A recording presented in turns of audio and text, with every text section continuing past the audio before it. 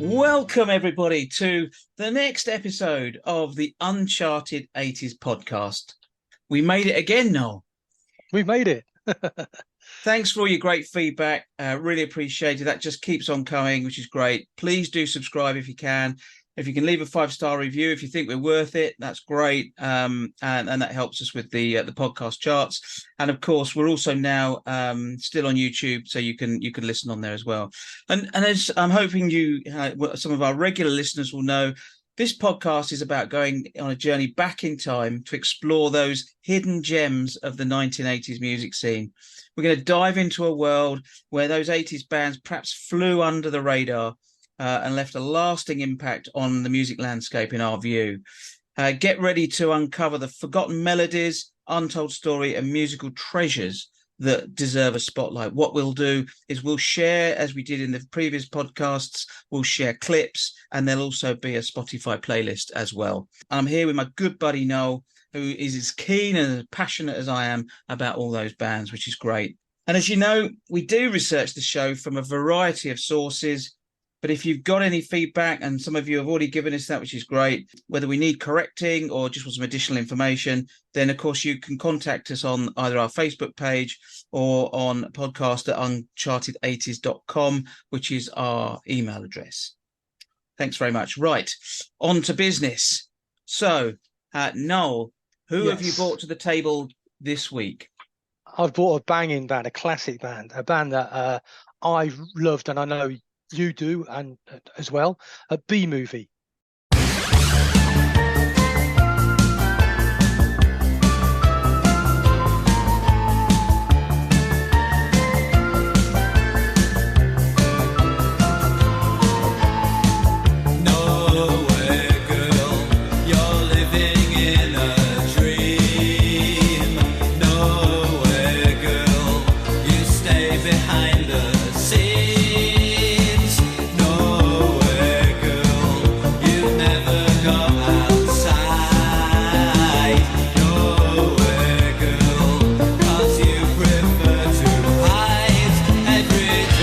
So they were around from 80 to 83 with an original lineup.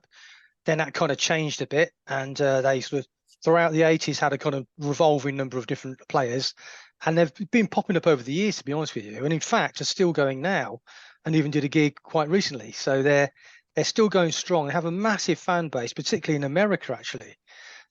So they, just to give you the background, so they're from Mansfield in Nottinghamshire, and back in late 78, there was a punk band there called The Aborted, and a couple of the guys who went on to B-Movie met Steve, the singer, and joined together and started B-Movie. So the band members are Steve Hovington on lead vocals and bass, Paul Statham on guitar, Rick Holiday on keyboard, and Graham Buffy on drums. So those guys all got together, and initially they were playing, I suppose you'd call it sort of classic post-punk new wave type stuff, before they started to really pick up the influence of the synth pop type stuff. So initially they were influenced by bands like The Cure and Magazine, those kind of bands. But then Steve had always been a massive fan of Ultravox in the John Fox era. Obviously fantastic, early great stuff, brilliant stuff that was. All the stuff that they did then, and obviously they introduced more of the synth pop from there. So they initially were playing a few gigs around and about, and they played gigs around the kind of Midlands area, and used to play a little bit in Lincoln. They actually got involved with a Lincoln-based record label called Dead Good Records, so they got signed by them, a small label, obviously, and they were on an album that they put out of Lincoln-related bands, or bands from Lincoln, or bands on their label, called East, a Lincoln compilation. And they did a great song before the Simps called Refugee.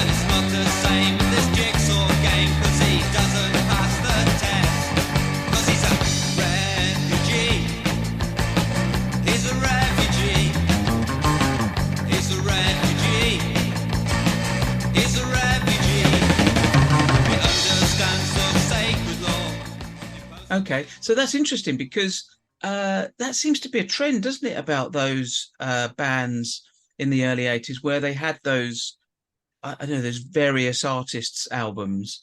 Because we found that with Screen 3, they were on a one of those, that album that they had. They did indeed. It's an interesting thing. It's sort of like a kind of cutting your teeth, isn't it? You know, before you take off. And yeah, you know, I know a lot of the bands over the years that we've liked as well have tended to self-press a single as well, rather than be on a Yes. compilation album. But one or the other route seems to be the way forward, doesn't it? In the case of B Movie in 1980, they had a couple of EPs out actually on Dead Good Records, and one of the EPs had a really early version of Remembrance Day, and one had a really early version of Nowhere Girl on it. Okay. So that's Then in definitely one song. Remembrance Day and yeah, Nowhere Girl are probably, for me, the two most common songs that I remember. exactly. I mean, it's interesting because these days, if you look into it, the Nowhere Girl is now actually regarded as a definitive 80s classic in Good. terms of synth pop. You know, and in America they absolutely love it, and it gets quoted quite a lot. And in fact, I think I was reading a novel or something the other day that even mentioned it. So it gets a lot of attention still, that song. Yes, so they having done the EPs with Dead Good Records, with kind of early versions of stuff, they were then signed by a guy called Steve O, who was the founder of Some Bizarre Oh, Records. yes, Steve So O. I yeah, so remember. you Yeah, remember Some yeah, Bizarre? Obviously, their I big do. band was Soft Cell, of Yeah, course. yeah. But they had a lot of other sort of unknown upcoming synth type bands as well. There was an album, again a compilation on Some Bizarre called the Some Bizarre album, and they were on there along with other bands who at the time were unknown, who were Depeche Mode, Soft Cell, Blancmange, and The. So that sounds like a classic album. I'm going to go and What a, find that one. what a compilation. Yeah, it's got to be worth finding that one for sure. Then they're kind of associated with other record labels as well. And in '81, this is where they first hit my personal radar. They released Remembrance Day.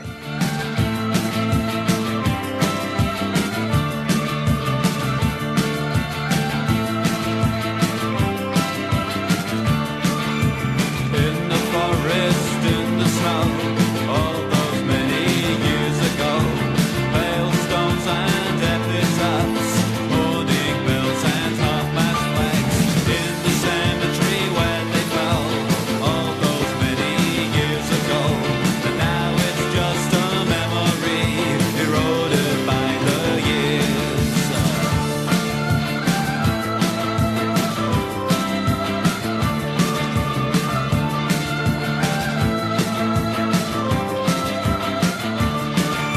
Forgotten heroes underground, wrinkled faces gather round, hailstones and epitaphs, roses on a barbed wire fence. Winter landscape never change. Oh, it must have been the same in the forest, in the snow, all those many years ago.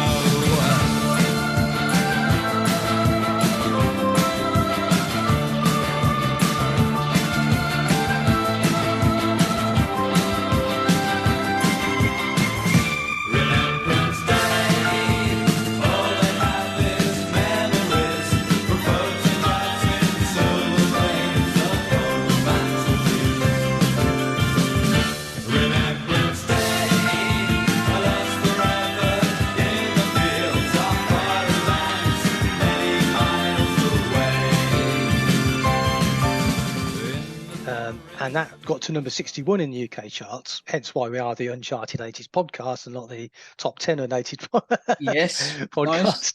But that, I mean, again, absolute classic, brilliant song. After that, in 1982, they released another great song called Marilyn Dreams. And that didn't even get in the chart, which is completely shocking because it was just an absolute banger. You know, it sounds fantastic. Well, that's a new one on me, I have to Yeah, say. yeah, no, great song.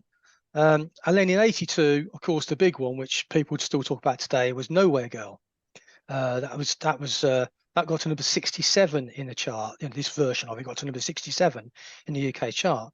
But as I say, over the years, it's become more and more an enduring sort of song and one that's, you know, much loved. You know, yeah. So they after '83, at the end of that particular American tour, that's when the original lineup of the four guys split up a little bit. So Steve, Paul, Rick, and Graham sort of parted ways a little bit.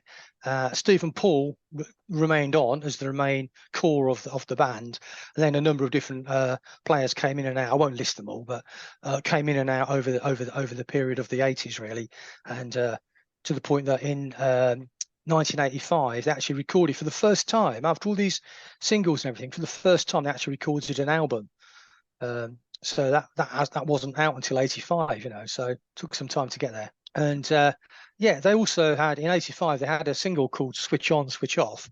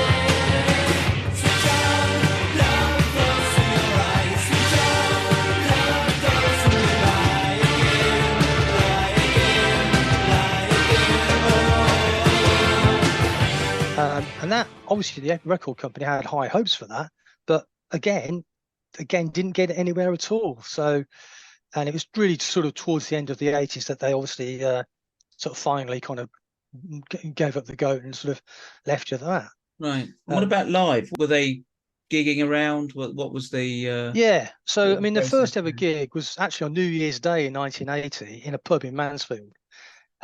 And then their first headline gig, right? Get this right, they were supported by Blancmange. No. Yeah, that's amazing, isn't it? Huh.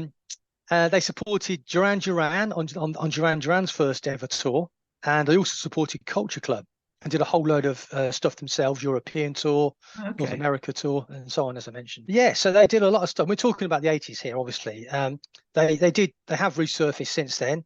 A number of times over the years, actually, and in fact are still even gigs quite recently. So they're still gigging, still putting stuff out. But back in the 80s, they also did a John Peel session in March 81. Yeah, and just the one. Just the one, yeah. And one's better than I'll be happy with one. Yeah, so would I. So would I. They also got into John Peel's Festive 50 in 1981. But yeah, so they've sort of popped up over the years, and sort of, I'd say they've done some gigs quite recently as well. So that's the potted history. Yes. Oh, okay, brilliant. Oh, interesting. Well, after the sort of 80s band or the 80s lineup split, and sort of after they split at the end of the 80s, so Graham joined the Slaughterhouse Five and had 2 singles and an album. Okay. There was one of the, these revolving players that came in and out after 83, a guy called Mike Pedden. He actually went on after his time in the B Movie to become a record producer, and he produced the Lighthouse Family album. Oh, right. Okay. Yeah. So that's yeah, most interesting. And the one that, well, I suppose I say the one. They've all done very well. I'm not going to say pick anyone for doing particularly well, but Paul, he actually did some work with Pete Murphy from Bauhaus, but then he went on to work writing stuff for Dido, and he actually wrote the title track of her debut album, No Angel, which has sold almost 20 million copies. How about that? It's all in the songs now. It's all in the songs. Now, Steve, he's done some stuff as well, but why don't we ask him about it? Tell us about how the band was formed, how B Movie was formed. Yeah, it's kind of a long time ago, 19. We're not actually sure even when it was, what year it was. It's kind of circa now, that word circa, sort of like circa 78, 79. It's like, I think it was 78 actually. I still can't exactly pinpointed it, but yeah, I was at school in Mansfield Woodhouse in Nottinghamshire, and kind of merrily getting on my education, I suppose. Um, my dad was actually headmaster of the school I was at, so Oh it wow. was I was a you know really my pathway in life wasn't destined towards rock and roll and punk rock, but there we go, that was the way things worked out.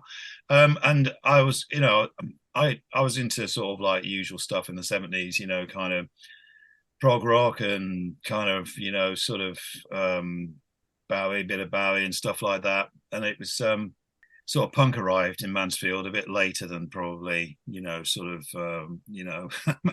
I was kind of sort of the ripples kind of got to us eventually, I think we could say the same and in Luton and Northampton, respectively. Yeah. Luton, Yeah. Northampton, Yeah, yes. respectively. Yeah. And there were a couple of punk bands in Mansfield. One was called Alleyway Art, and another called The Aborted. And I got to know Paul Statham, who was in The Aborted, actually, because he was at school with me. I didn't particularly like him, to be honest with you. We didn't get on very well. Kept our distance, and so we didn't really know each other that well. And then I went to see them play.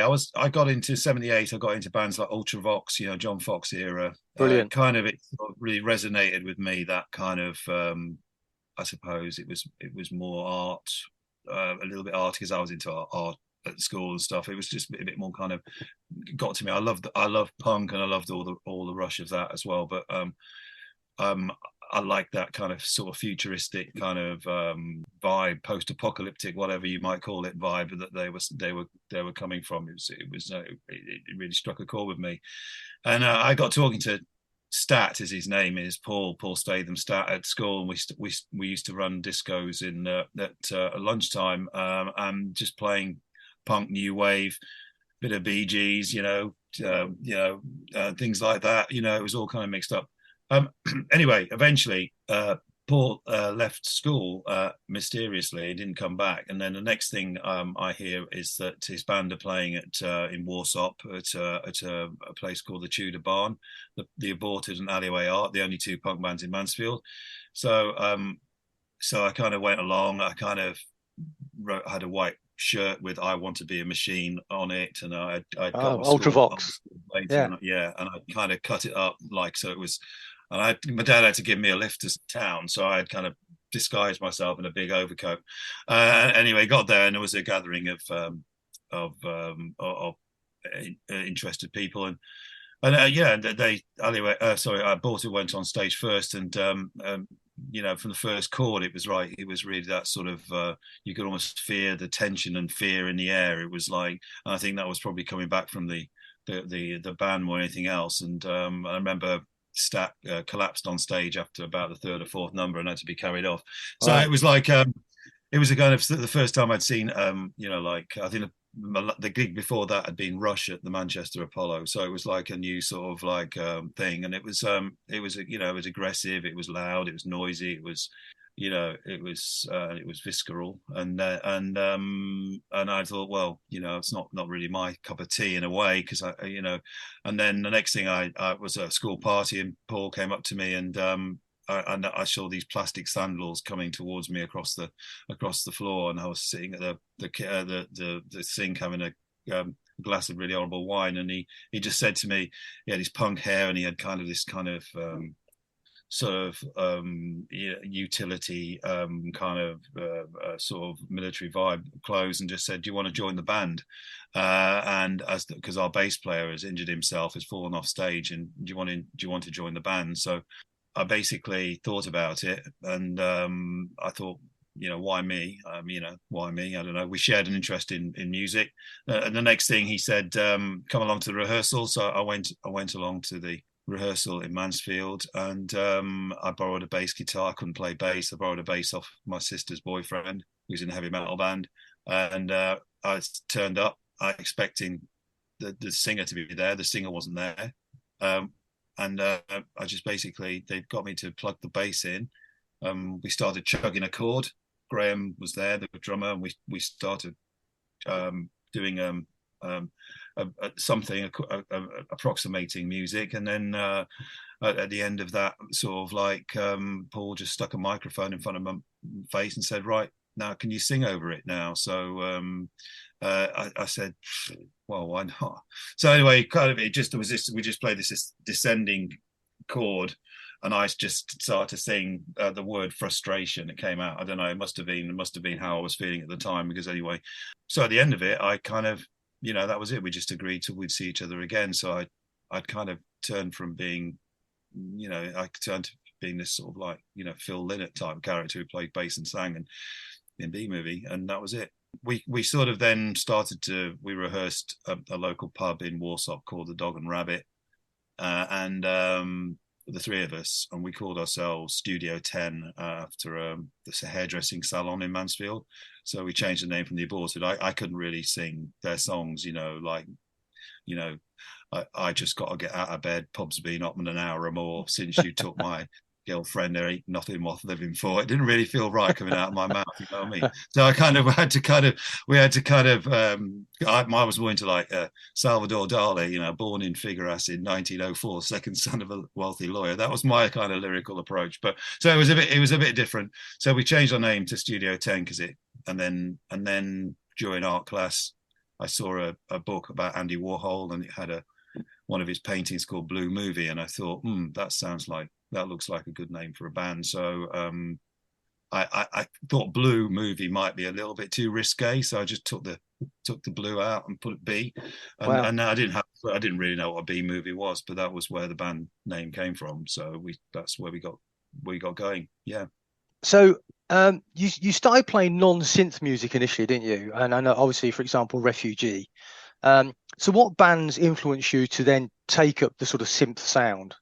Well, I think we were always into like synth sounds. I mean, I used to go around to Paul's house, and we used to listen to like Simple Minds and Magazine, and we right, and particularly Tubeway Army. That was kind of our sort of another of our bands that we really loved, and I was managed at the time by a local miner who wanted us to wear parkas, and because he was into mods, so he right. kind of we organised a kind of photo shoot where we pose against a parka and everything.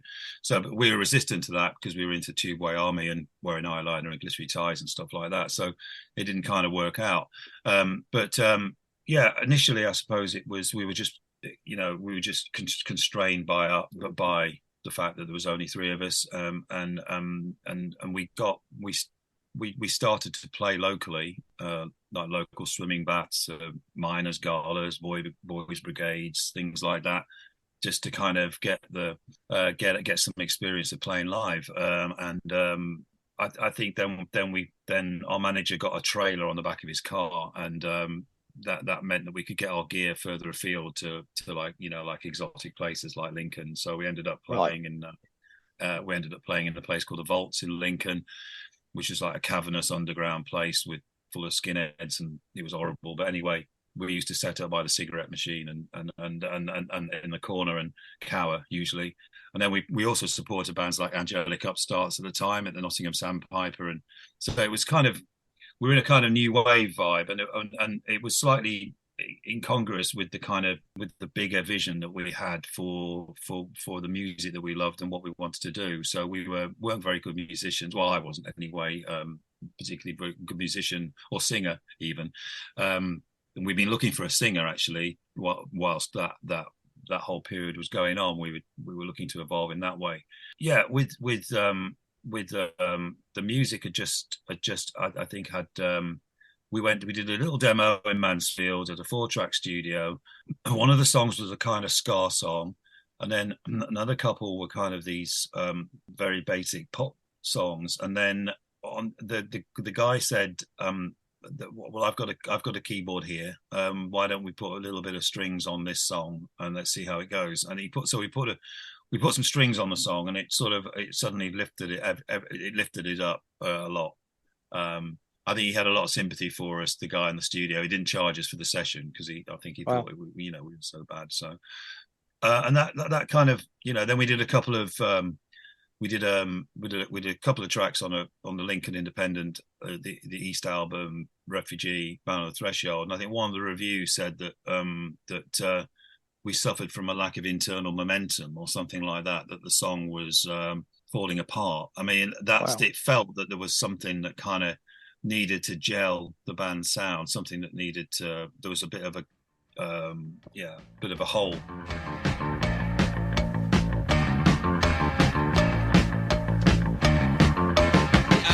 It bounds from the walls and penetrates my ear. Things that I should never know, they don't want me to hear. Trade me in for another copy so that I can move away. Angry sounds in the street convinces me it's wrong to step away.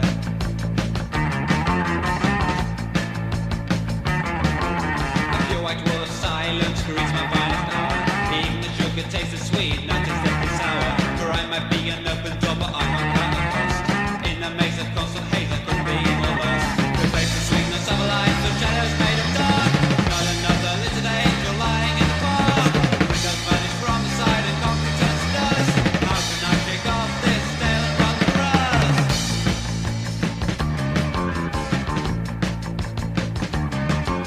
The outer limits of my mind stretches to the next block. My next is hiding. It could be locked in rock. Age-old stories are no relief. They just bring memories. It's time to move and leave my path to find new territories. Take the sweetness of life.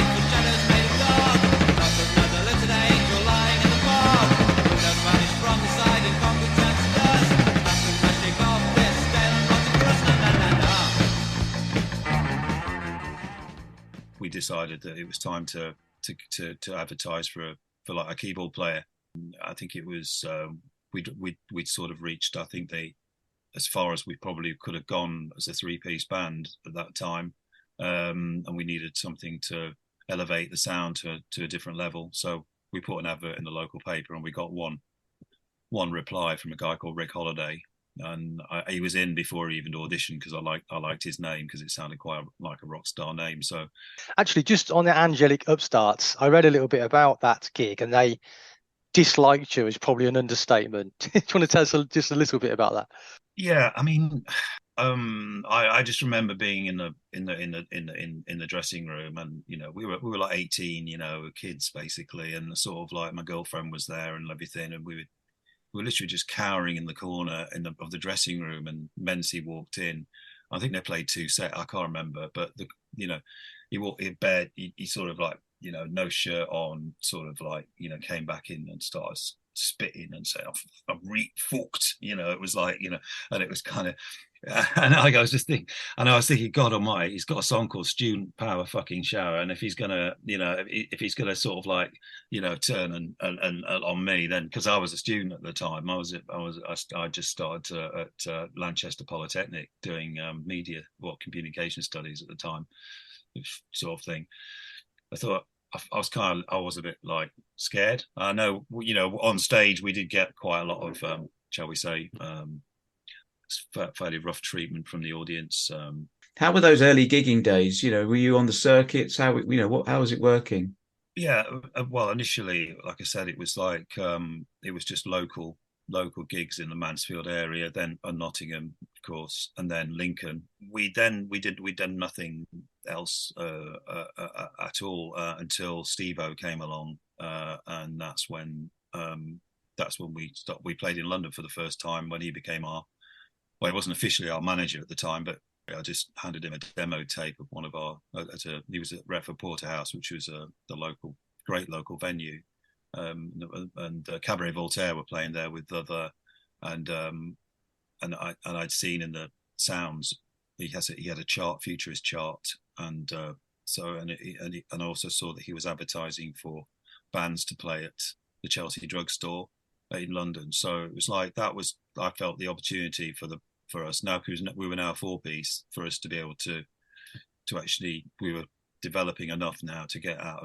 of the local area and play and play London. So I handed him a demo tape at the gig. He was there DJing, and then he phoned me up the next day and said, you know, I really like that. It's, you know, I can't do a Cockney accent, so anyway, but I really like that. And he said he said, you sound a bit like Hawkwind to me. You know, you should be wearing you know, silver suits and furry boots. That's what his comment was. And but I'll put you on in London. Do you want to come and play in London? So we said yes. And the next thing we were playing at Canning Town Bridge House with a new band called Blancmange supporting us. I think it was their first gig.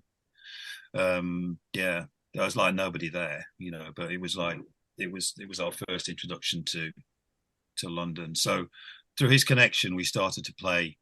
We played a 2-day futurist festival at the Clarendon in Hammersmith. I think I can't remember the date, but it was bands like Clock DVA were playing, DAF, Naked Lunch, Bad Gadget. So there was a bunch of bands playing there, and I was very excited there because I mean that was like I remember being in the toilet and I was, you know, having a pee, and then Billy Curry walked in from Ultravox and just stood right next to me, and it was like I don't know, it's not one of those things where you look around and say, you know, you meet your idol in certain places, but I met him in a urinal, kind of like, you know, I just want to say how much I love your music. And he looked at me and said, oh yeah, okay. It's kind of one of those slightly embarrassing kind of moments, but that was great because, you know, Susie and the Banshees were there and all the other sort of kind of bands at the time. So that was beginning of the kind of the Steve-O period where things started to pick up. And then, you know, when we got a deal, when we signed to Some Bizarre and we got a deal, then we got an agent on board, and then they started to book us, you know, throughout the UK. So yeah. So when you signed to Some Bizarre, I read there was some kind of thing about an interdependence about you getting your contract with Soft Cell getting their contract. I didn't quite understand. Can you explain what that was? Steve-O was negotiated some deal with Roger Ames and Tracy Bennett, whatever it was, where they were, that there would be, they would sign both bands. I don't know whether it was a kind of condition like buy one get one free type of thing, you know, like, but you know, it was kind of at the time, you know, I remember I was always shocked that anyway that they would want to sign B-Movie, because I was always, you know, I thought Remembrance Day, you got to be kidding, no one's gonna, that's not a single, you know, in a million years, that's you know, but yeah, that's the song that they were really into. And then the next thing we got the go ahead, we were going to record it, and yeah, and so I really honestly have no idea. There is that sort of like what it is, a myth, I suppose, that Soft Cell only got a deal because of us. I don't know whether that's the case or not. So wow. I'd rather think it wasn't, but there we go. Who knows?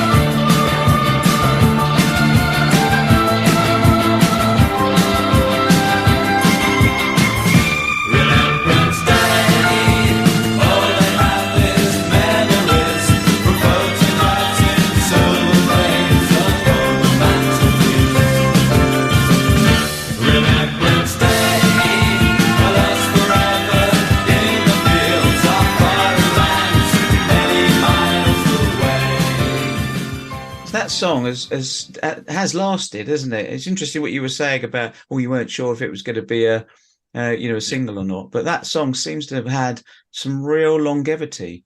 Yeah, which it's probably a consolation, because it wasn't a hit at the time. Although one has to say it did certainly exceeded my expectations. I was certainly not expecting to be sort of like talking about potentially being on top of the pops with the song about, you know, war like that.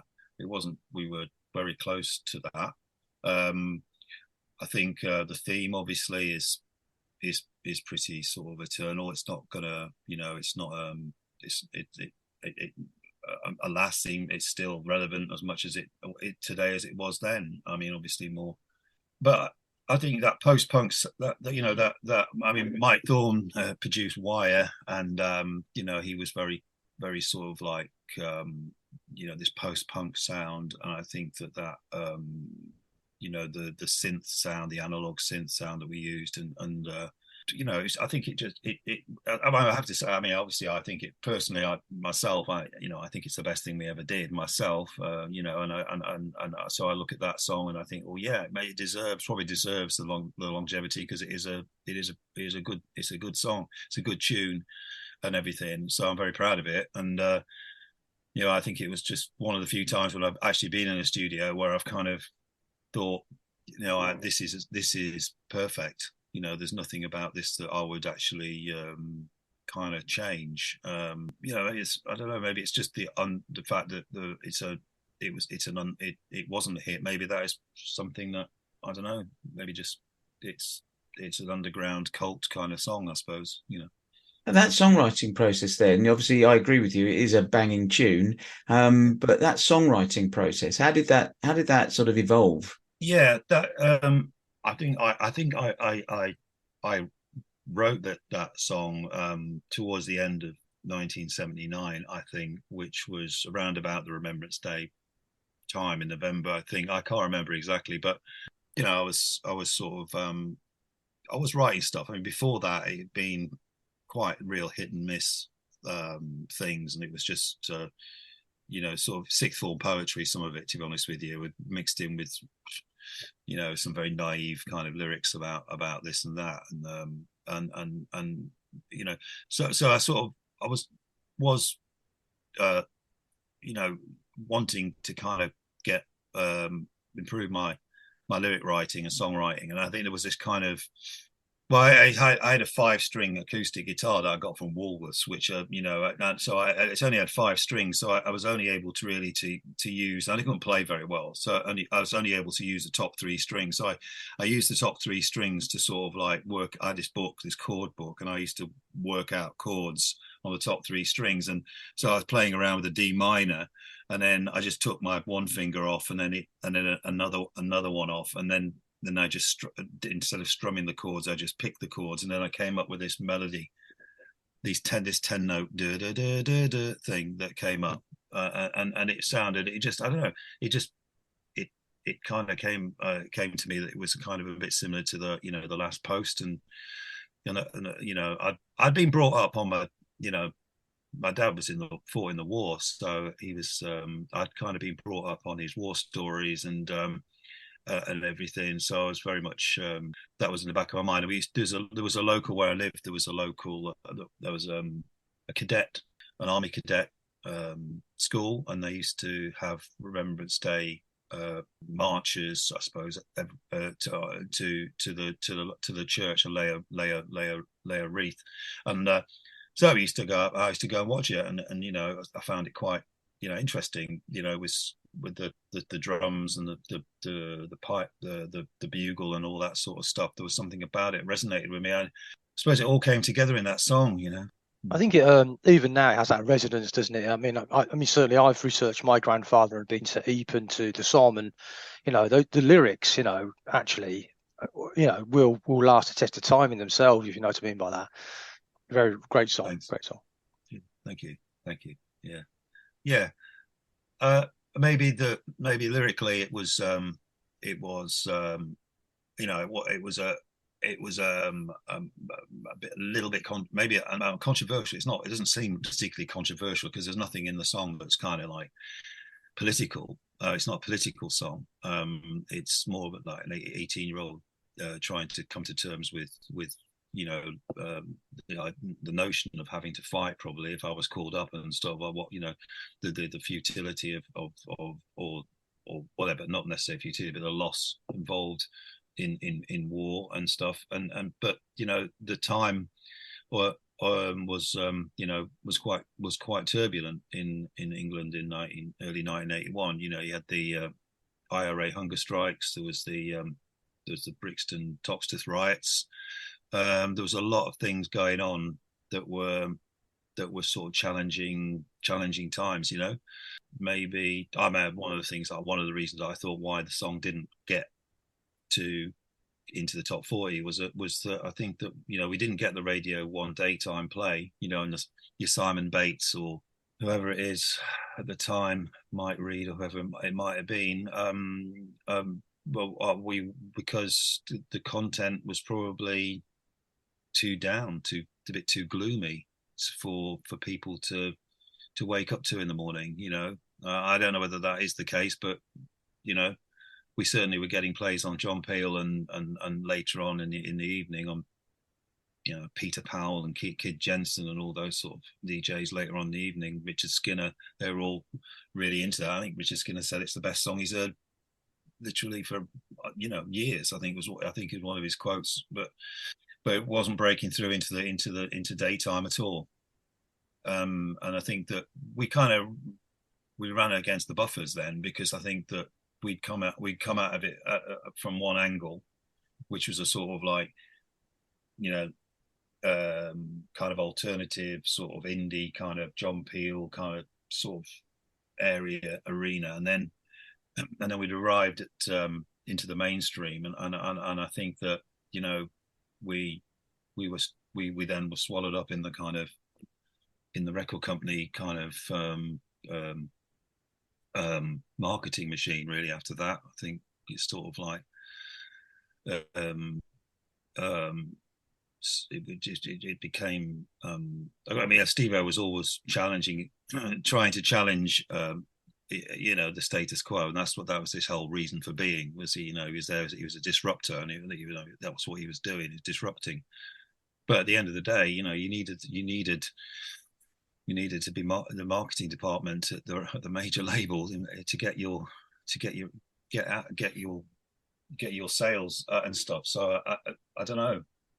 We all ended up begging to be on Smash Hits, front cover of Smash Hits, or then it suddenly became Jackie, then it became Oh Boy, and then it became this and that, and it's quite hard then to start squaring your kind of radical kind of sort of like agenda with.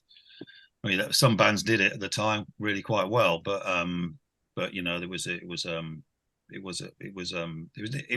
was fun, I suppose. I mean, I'm not decrying it, but so like Nowhere Girl, obviously that's the one that seems to be that people talk about the most, I think, these days. I think it perhaps I might be wrong here, but it seems like it's really well appreciated in the States, because you toured there a bit as well, didn't you?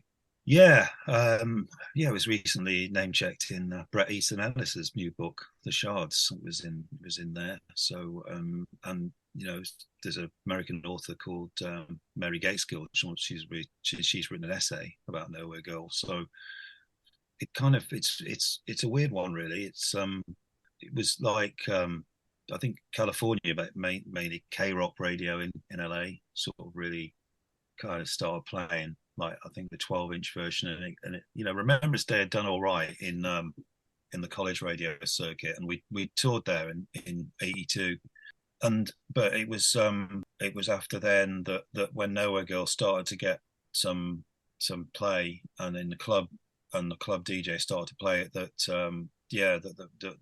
things started to pick up with that song, and so we toured there another couple of times. Over in the States.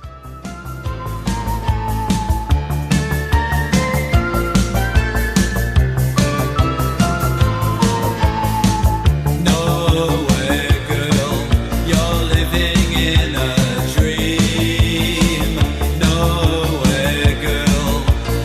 stay behind the scenes. Nowhere, girl, you never go outside. Nowhere, girl, 'cause you prefer to hide every day, every night in that old familiar light. You hung up when I called you. And I tried to get through, and I tried to talk to you, but there's something stopping me from getting through. Nowhere, girl, what you have you need. Nowhere, girl, all functional and neat. Nowhere, girl, in self-imposed exile. Nowhere, girl, a martyr like denial. Every day, every night. It's funny that the song is more successful really in the States and like Europe than it is in the UK. I mean, it's like it's almost when we haven't played America actually for 40 years. So I mean, I don't know what it's like these days, but I mean, certainly when we go to Spain, you know, it's kind of because it was a hit out there, you know, people kind of go crazy for that song. When we play it in the UK, it's not seen. Probably Remembrance Day is more successful. I don't know, but it's just. I think it's just again, it's one of those. It's one of those. The 80s being, it's been the 80s being so, you know, kind of. It's just one of those songs that kind of got lost in the sort of like the, you know, the 80s, I suppose, and it's you know, it's a cult hit really. That's it. You know, it's but yeah, still gets a lot of yeah, still gets a lot of big high fives from the States whenever we, you know, whenever we sort of say we're going to come back and play. You know, I was thinking I went to the Philippines actually recently, and it's just that's how always amazing me how, you know, the band, despite our sort of like, shall we say, modest commercial success, is able to play in kind of all over the world, really, just on the strength of you know, one or two songs. It's incredible. Yeah. One of the trends that we've seen with some of the bands that we've been sort of, or we either we featured or we plan to feature, is that sort of some of that commercial success, you know, is maybe peripheral rather than mainstream. But you guys seem to have been able to get over some of those earlier setbacks where maybe things didn't chart that you thought they would, or and you're still relevant, or you're still going today. How do you account for that difference? You know, why have you managed to keep going? Burning anger, kind of Yeah. refusal to sort of give in until the world actually finally sort of like you know, says, hey, okay, yeah, you were right all along, Steve. Yeah, we were wrong. Yeah, come on in. You know, that's what I'm waiting for. No, I'm not. No, it's not. It's honestly not. But I don't know. I mean, we're not, because, you know, we were obviously disappointed when Nowhere Girl didn't chart in the UK. I mean, we thought that was that. You know, really. You know, I think. But I've long since reconciled, you know, myself to that. I'm not bitter in the slightest. You know, we could have done things differently. You can only look at what you know, yourself, and what we did, and you know, maybe we could have made decisions which would have, for instance, doing Nowhere Girl as a follow-up single to Remembrance Day rather than Marilyn Dreams, which didn't do very well at all. I think we had a window of opportunity, and it was a very, very small window, to be honest. It opened in January 1981, and it closed in January 1982. Sort of like, you know, so it was just a very, very small window. But success is a difficult one. How to judge success, and I wonder about that really sometimes. You know, because people normally think of success in terms of, obviously, you know, hits and record sales and stuff like that. I'm just very grateful now that we you know, we're able to still keep playing, we all the shows this year have been sold out. We're still alive and kicking. There's lots of if, buts, and maybes. What might have happened if, but you can't let that, Well, a couple of friends of mine from Northampton, Gav and Ricky, used to do an indie disco, and they would tell you to today even one of the biggest, most popular songs was Marilyn Dreams, and they were completely mystified why they didn't get anywhere, as you must have been. It's it's a banging tune. It's so strange. These things just didn't ignite more than they did.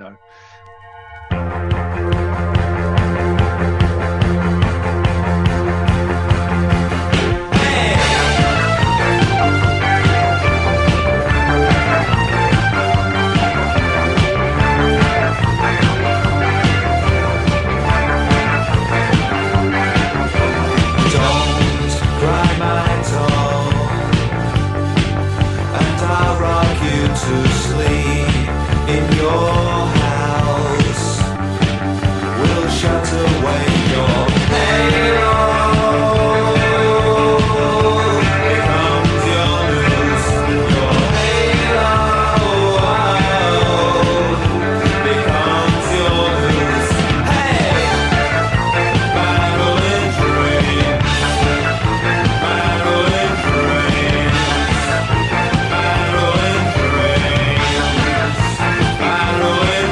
Dreams, Marilyn the sun.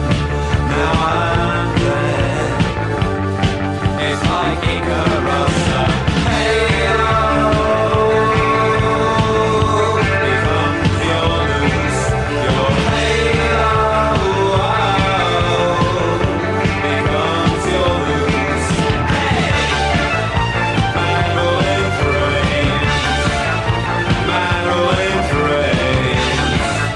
Marilyn. Yeah, it's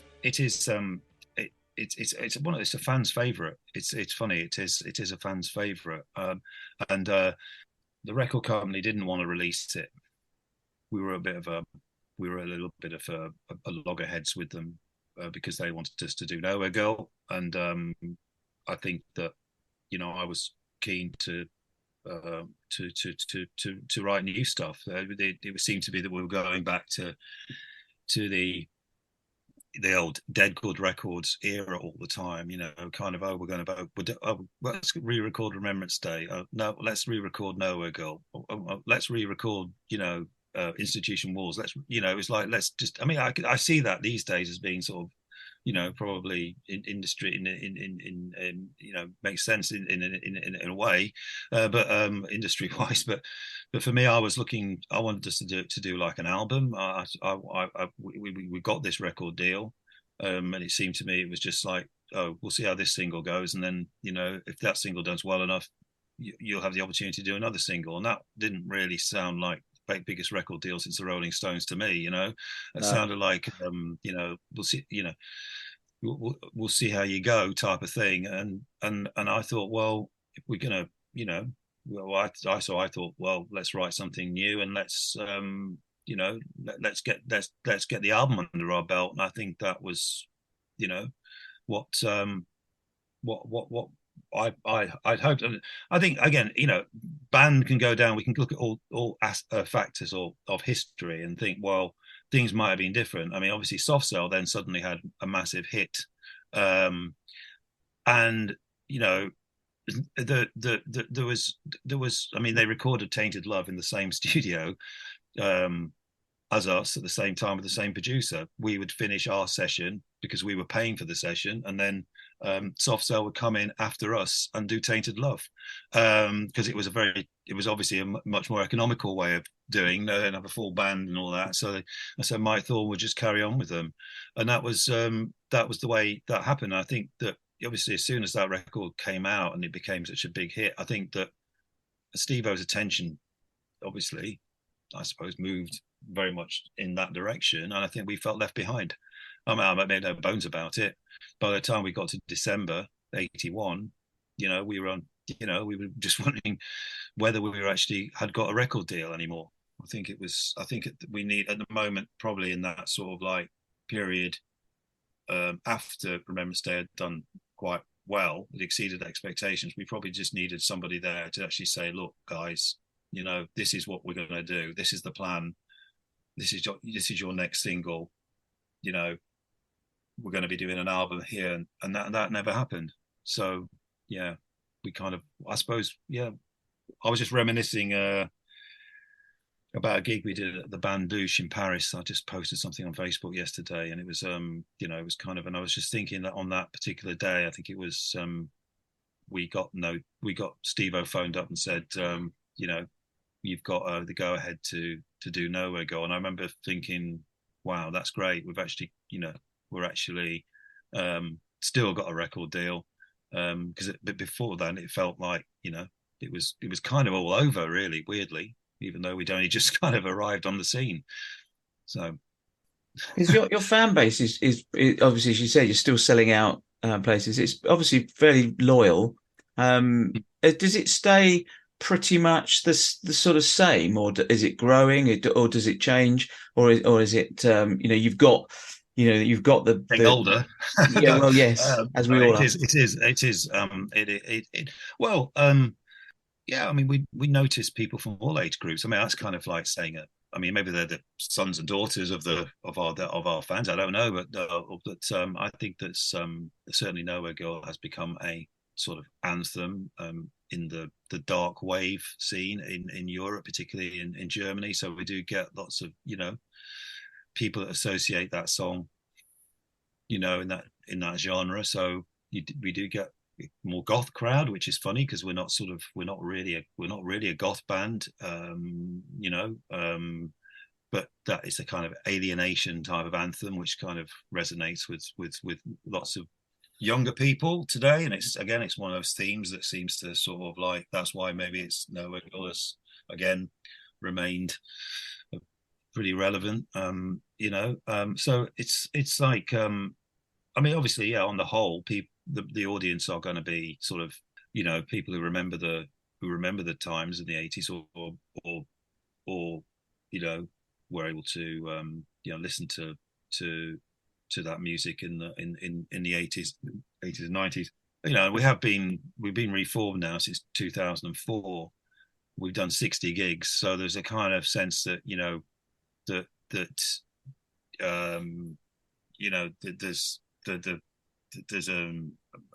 music is benefiting from live work. So with Climate of Fear, it was trying to make it as live sounding as possible, really, rather than like a studio project, which was just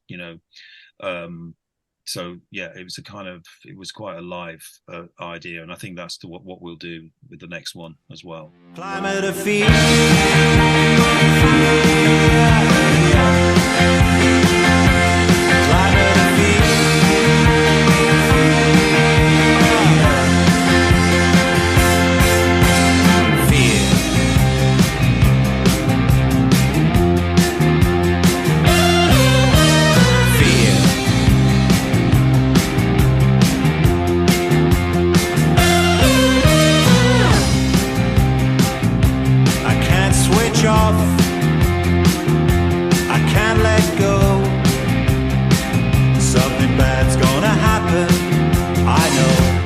Climate of fear. Climate of fear.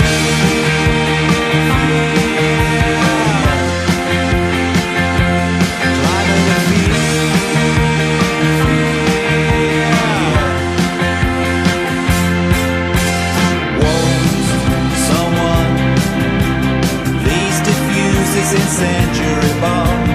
Keeps on ticking in the back of my mind.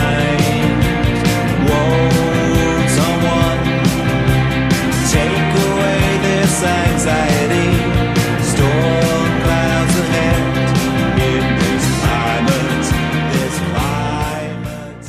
So you've written a book. You're regarded, I think you probably describe yourself as a wine educator, and you wrote a book about drawing parallels between the process of trying to perfect making great wine to actually being in a band and the sort of challenges that faced. Do you want to tell us about it? Well, it's not very original. It's called The Grape Escape, One Man's Journey from Vinyl to Vine. I think it was just as a period in my life in the early 2000s. I kind of B-movie were not. Well, I wasn't doing any music really. I mean, although we'd done this one-off show at the Metro in London, there wasn't really much happening, and I'd been involved in the wine world for a while, about 10 years up to that point, and kind of I developed a real kind of interest for it, and I've been lucky enough to go to the south of France a few times, and got to know a few people, people in the wine world down there, and I don't know, it kind of felt that making something like making wine was not too dissimilar to like making a record. I know that's obviously the processes are completely different, but it was about that being creative about producing something with a label with your name on it that you created. It felt similar sort of to making a record. So I set out with that idea that I was gonna make my own kind of limited edition sort of 300 bottle kind of like a short run of vinyl. So I kind of went out with that attitude. So bringing music into the process. So yeah, and what it turned out again, it was more of with the adventure was more of a kind of was more like a challenge really for me to be able to see something through to the finish, because I think at the time I was kind of feeling a bit like slightly lost, and I just wanted to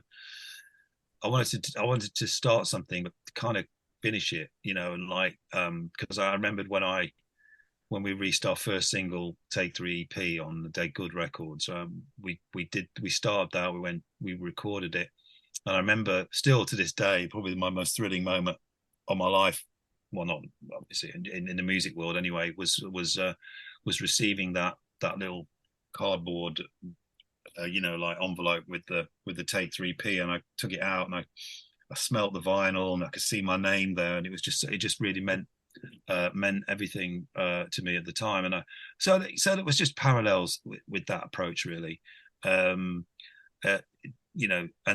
so it was a great fun. It was a good adventure. I managed to borrow a vineyard for a year, managed to vandalize it most to be honest, but anyway, and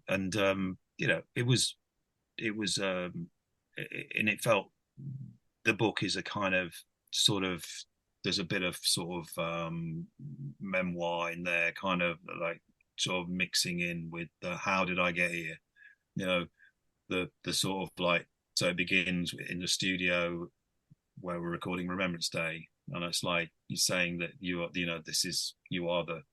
the next big thing, this is going to be this is going to be massive and all that stuff, and then sort of weaving the book, the narrative of the winemaking with flashbacks to the B movies kind of career really, and how it kind of went up, and then it went down, and I left, and I had to get a job in the early 90s. I had to get a job. I mean, I had to sort of like kind of face, after sort of over a decade or so with a record label and stuff like that, to hit in the real world, and sort of like, and so and so it charts all that. Just got one last question, if that's okay. One we're asking everybody, so there's a bit of a sort of regular thing, and that is, if you could just think back and say what your greatest memory is of the time, whether it's just in the 80s, that's fine, or up to today is up to you. But what's your greatest memory so far in the music world? Yeah, with the band. Yeah. Well, I mean, it would have to go. There's a few for me, but I'm going back to that early part of like 1981 really. I mean the sudden, very sudden nature of the are being thrust into the recording world there. So I mean, perhaps it would be something like, supporting Duran Duran on their first UK tour, for instance, which was in March '81, where we're there at the Sundown, and we're backstage with, and we're all in the same kind of dressing room, with kind of on the same, literally the same level. I mean, they were obviously there. It was before Planet Earth came out, but so it was still packed. There was a lot of a buzz going on about it. But that was like all that rush of all that period of what was going on, and was quite incredible, really. So yeah, I think that's probably what I would say. I mean, not the gig we did with Rock City actually the night after in Nottingham was probably better from our point of view. We really, the home crowd really cheered us on a lot. Yeah, so those were great times. Yeah, definitely. Yeah. Okay, brilliant. Well, look, I mean, thank you so much for joining us. We really appreciate it. You've been fantastic, and Brilliant. No worries, guys. Thank you very much. Yeah.